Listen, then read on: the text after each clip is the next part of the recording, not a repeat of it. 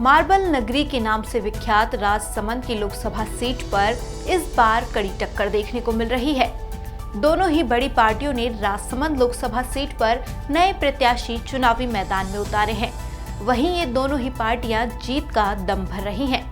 Rajsamand Lok Sabha seat का सियासी मिजाज जानेंगे हमारी इस खास रिपोर्ट में। राजसमंद के महामुकाबले में कौन जीतेगा जंग? क्या बीजेपी के गढ़ को भेद पाएगी कांग्रेस? किसको मिलेगा जनता का आशीर्वाद? क्या है राजसमंद सीट के सियासी समीकरण?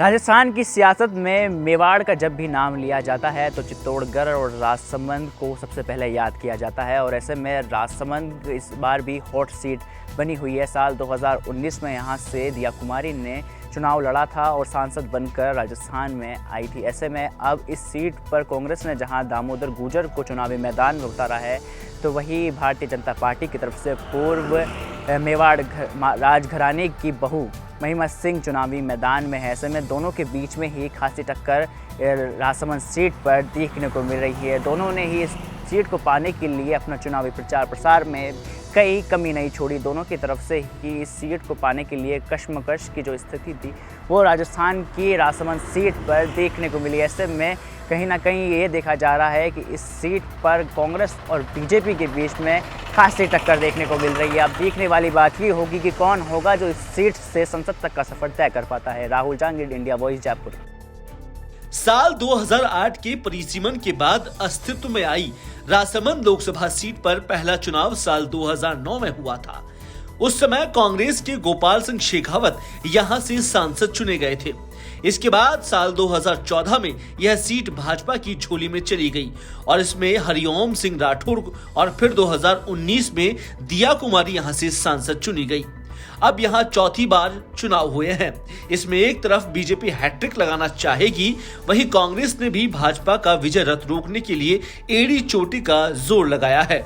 इस लोकसभा क्षेत्र में राजसमंद जिले की 4 विधानसभा सीटें नाथद्वारा, राजसमंद, कुंभलगढ़ और भीम है। वहीं बाकी 4 विधानसभा सीटें पाली की जीतारन, नागौर की मीरता और डेगाना अजमेर जिले की ब्यावर है।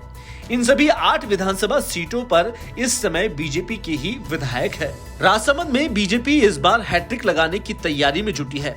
यहां से बीजेपी प्रत्याशी मेवाड़ के पूर्व राजघराने की बहू महिमा सिंह मेवाड़ है। हाल ही में हुए विधानसभा चुनाव के दौरान उन्होंने पति विश्वराज सिंह मेवाड़ के चुनाव प्रचार की कमान संभाली थी।